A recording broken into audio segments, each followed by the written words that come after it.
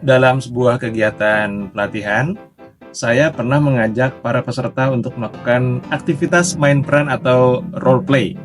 Ya, role play-nya agak berbeda dari yang memang biasa saya bawakan. Kali ini masing-masing peserta mendapatkan sebuah kartu yang ukurannya agak besar ya, yang itu bertuliskan tentang peran tertentu yang selama ini tidak ada kaitannya dengan interaksi di pekerjaan.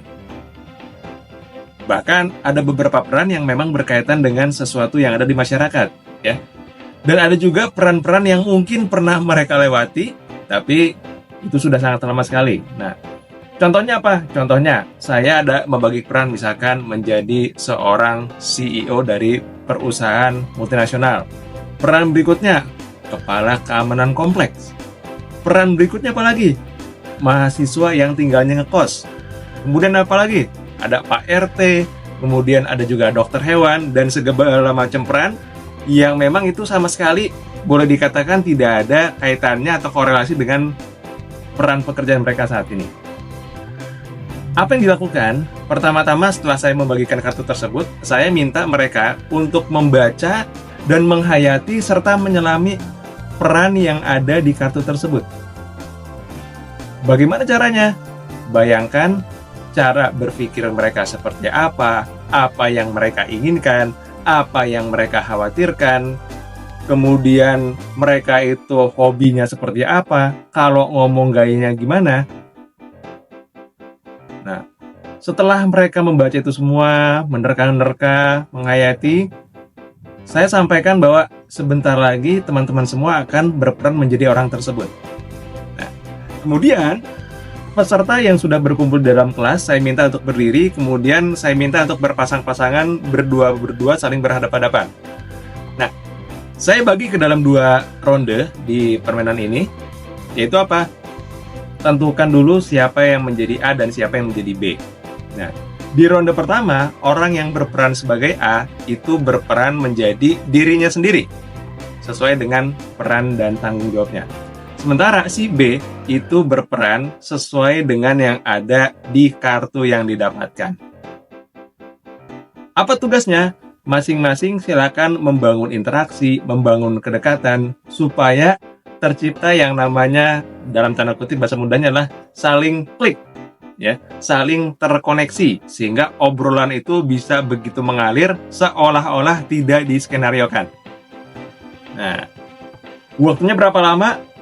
Waktu itu saya atur waktu hanya selama 3 menit saja. Nah, setelah itu gantian di ronde kedua adalah sebaliknya. Yang tadi berperan sebagai diri sendiri itu berperan sesuai dengan peran yang ada di kartu yang dibagikan. Kemudian yang tadi berperan sesuai dengan yang ada di kartu itu menjadi dirinya sendiri. Nah, permainan ini bisa juga dikombinasikan atau divariasikan dengan saling bertukar teman, ya, dengan cara permainan yang sama. Apa pesan yang ingin disampaikan? Bahwa ini erat kaitannya dengan bagaimana cara kita atau melatih diri kita untuk membangun yang namanya empati. Nah, seringkali kita mendengar, jadilah pribadi yang empati, terutama buat rekan-rekan semua yang berkarir atau berkarya di bidang pelayanan, ya. Walaupun sebetulnya kalau menurut Peter Drucker, kita semua adalah service people atau orang-orang yang berada di bidang pelayanan. Apapun peran kita, apapun tanggung jawab kita, dan apapun industri di mana kita berada. Nah, mengapa empati ini penting? Yang pertama adalah untuk mengetahui apa yang menjadi hal-hal yang diinginkan maupun yang tidak diinginkan. Yang ujung-ujungnya adalah ketika nanti kita yang berperan di bidang pelayanan ini tahu apa yang menjadi kekhawatirannya, menjadi kecemasannya, kemudian juga memahami apa sih yang betul-betul diinginkan. Dan kita sebagai representasi dari organisasi di mana kita berada, punya value, punya nilai, punya sesuatu yang akan dideliver atau dibawakan kepada customer, itu juga bisa lebih mudah dalam membawakannya.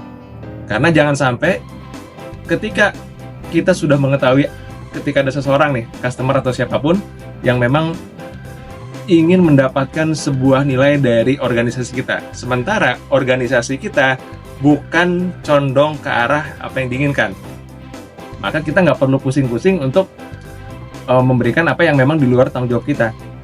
Misalkan ada customer atau pelanggan yang memang value-nya itu bicara mengenai harga yang terjangkau, sementara organisasi di mana kita berada itu memang mengusung nilai baik produk maupun layanan sifatnya adalah yang premium. Ini merupakan dua hal yang akan tidak dapat terkoneksi. Nah, dengan kita memahami apa yang menjadi kekhawatiran dari customer kita, menjadi keinginan dari pelanggan kita akan mudah untuk memberikan layanan yang sesuai. Seperti itu. Dan bahkan, bicara mengenai empati, ini rupanya tidak hanya berlaku di industri atau di bidang pelayanan saja. Saya pernah mendengar bahkan para inovator di luar sana ketika menghasilkan sebuah temuan, sebuah karya, sebuah inovasi, itu mengawali dengan proses berempati terlebih dahulu. Siapa yang kira-kira akan dibantu, siapa yang kira-kira nanti akan ditemukan solusinya, dan apa sih yang memang betul-betul diinginkan. Agar karya yang dihasilkan nantinya itu benar-benar menjawab permasalahan yang sedang dihadapi. Dan ketika memang nanti ternyata nilai yang kita berikan itu tidak sesuai, kita tidak menjadi orang yang baperan. Nah, maka sekali lagi, inovasi itu membutuhkan yang namanya empati. Pelayanan juga membutuhkan yang namanya empati. Bahkan dalam interaksi, kita juga membutuhkan yang namanya empati. Nah, bagaimana cara melatih atau membiasakannya? Kita bisa menggunakan cara yang tadi saya contohkan. Bisa aja kita bayangkan bahwa kita adalah orang yang memang kita maksudkan. Kita kenali apa yang menjadi kekhawatirannya, apa yang menjadi keinginannya. Bahkan kalau ingin lebih mendalam lagi, kita perlu mengetahui di mana mereka berada, dan kalau ketemu dengan mereka, kira-kira obrolan atau bahan pembicaraannya itu apa sih yang paling sering dibahas? Agar antara kita dengan customer kita atau dengan orang lain yang memang ingin kita bangun empatinya, itu bisa terjalin yang namanya koneksi. Ya. Terima kasih, selamat mencoba dan sukses selalu untuk Anda semuanya.